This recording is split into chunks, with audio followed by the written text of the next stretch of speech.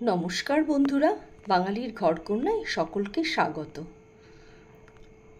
আজকে যে রেসিপিটা করব সেটা প্রধান উপকরণ সেটা খুব কমন, অর্থাৎ ওল। কিন্তু এই ওলটা আমি রান্না করব একটু অন্য পদ্ধতিতে। তোমরা ওলের ডালনা খেয়েছো, ওল সিদ্ধ খেয়েছো বা সর্ষে বাটা দিয়ে ওল খেয়েছো, কিন্তু আজকে আমি ঘরোয়া যে উপকরণগুলো আছে সেইগুলোরই সামান্য পরিমাণে মশলা দিয়ে আজকের এই রান্নাটা করব। তাহলে চলো দেখে নেওয়া যাক কিভাবে আমি রান্নাটা করছি। আমি প্রথমে বেশ কিছু ইলিশ মাছের মাথা নিয়ে নিয়েছি। মাথাগুলোকে আমি ভালো করে আগে ভেজে নেব। এখানে 3টে ইলিশ মাছের মাথা আছে, অর্থাৎ 6 পিস ইলিশ মাছের মাথা আছে, আর তার সঙ্গে তেল রয়েছে। এগুলোকে আগে লবণ হলুদ মাখিয়ে ভেজে নিচ্ছি। এখানে 500 গ্রাম মতো ওল আছে। ওলটাকে আমি আগে কেটে নেব। প্রথমে আগে 2টো টুকরো করে কেটে নিচ্ছি। দেখো, ছোট ছোট টুকরো করে এটাকে কাটতে হবে। একটু ডুমো ডুমো করে কাটবে, ঠিক যেভাবে আলু পোস্ত করা হয় সেইভাবেই এটাকে কাটতে হবে। খুব বড়ও করবে না, খুব ছোটও করবে না, কারণ ছোট করলে খুব তাড়াতাড়ি গলে যাবে, আর যদি বড় করো তাহলে সিদ্ধ হতে একটু দেরি হবে।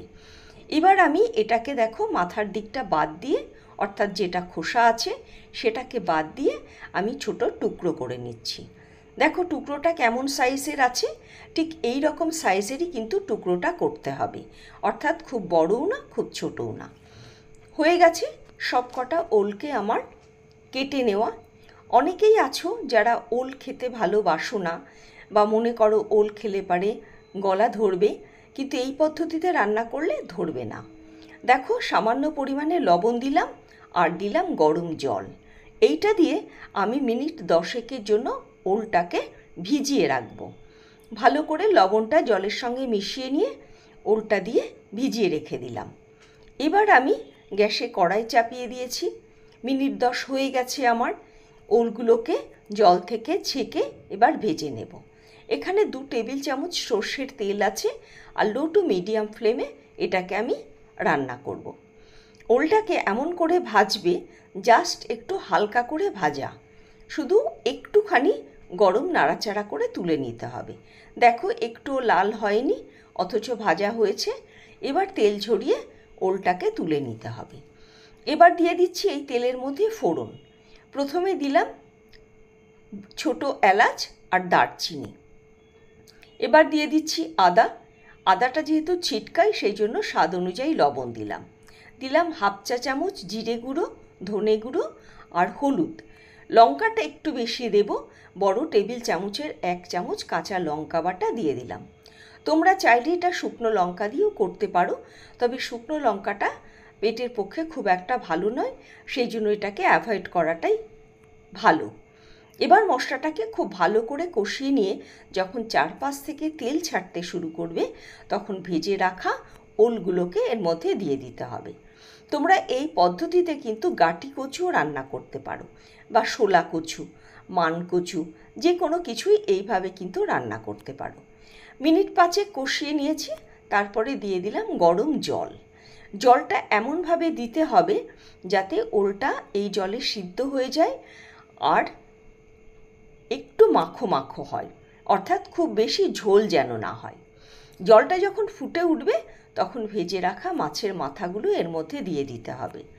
একটু নাড়াচাড়া করে এটাকে ঢাকা দিয়ে মিনিট 5 জন্য রান্না হতে দিতে হবে।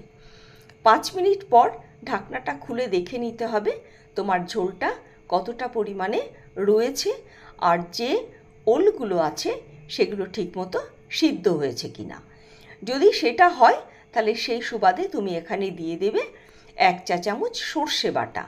খুব বেশি দেবে না, সর্ষে পোস্ত মিশিয়েও দিতে পারো, আবার শুধু সর্ষেও দিতে পারো। মিশিয়ে ঢাকা দিয়ে আবার 2-3 মিনিট রান্না করে নিয়ে ঢাকনাটা খুলে দেখে নিতে হবে যে এবার ওলটা সিদ্ধ হয়েছে কিনা আর জলটা কতটা পরিমাণে আছে। ওলটা আরেকটু সিদ্ধ হবে, সেই জন্য আমি আবার ঢাকা দিয়ে এটাকে 2-3 মিনিটের জন্য রান্না করে নিচ্ছি। দেখো জলটা কমে গেছে এবং ঝোলটাও বেশ গাঢ় হয়ে এসেছে। এর থেকে আর আমি ঝোল কমাবো না, এই অবস্থায় এটা রেখে দেব। তোমরা চাইলে এর মধ্যে চিনিও দিতে পারো, আবার মনে করলে ঘিও দিতে পারো। আমি এবার গ্যাস অফ করে এটাকে ঢাকা দিয়ে 5 মিনিটের জন্য রেস্টে রেখে দেব। সকলকে অনেক ধন্যবাদ আমার ভিডিওটা সম্পূর্ণ দেখার জন্য। আমার ভিডিও যদি তোমাদের ভালো লেগে থাকে তাহলে অবশ্যই একটা লাইক করে দিও, আর যদি মনে করে বেশি ভালো লেগেছে তাহলে একটা সাবস্ক্রাইব করে দেবে। যারা অলরেডি সাবস্ক্রাইব করেছো তাদেরকে অসংখ্য ধন্যবাদ।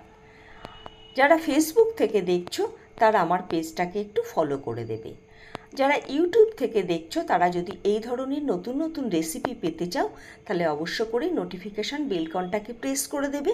তাহলে আমি যখনই এই নানান ধরনের রেসিপি আপলোড করব সবার আগে তোমার কাছে নোটিফিকেশান পৌঁছে যাবে। এই যে রান্নাটা এটা এত টেস্টি হয় যে কোনো কিছুর সঙ্গেই কিন্তু এটাকে খাওয়া যেতে পারে, এবং এটা বাড়ির প্রত্যেকে খুব তৃপ্তি করে খাবে, এতটাই ভালো এই রেসিপিটা। সকলে ভালো থাকবে, সুস্থ থাকবে। আমার ভিডিও দেখে মতামত দিয়ে জানাবে কার কেমন লেগেছে। আর একটা অনুরোধ করব, কে কোথা থেকে দেখছো সেটা যদি আমাকে একটুখানি জানাও তাহলে আমি আরও বেশি উৎসাহ পাবো, আরও নতুন নতুন ভিডিও তোমাদের সঙ্গে শেয়ার করব। আর যদি কেউ নতুন কোনো রেসিপি জানতে চাও তাহলে আমাকে মতামত দিয়ে জানাবে, আমি অবশ্যই সেটাকে তৈরি করে তোমাদের সঙ্গে শেয়ার করব। তাহলে আজকের ভিডিও দীর্ঘায়িত করছি না, আজকের ভিডিও এখানেই শেষ করছি। তোমাদের সঙ্গে আবার দেখা হবে নতুন আর একটা রেসিপি নিয়ে, নতুন আর একটা ভিডিও নিয়ে।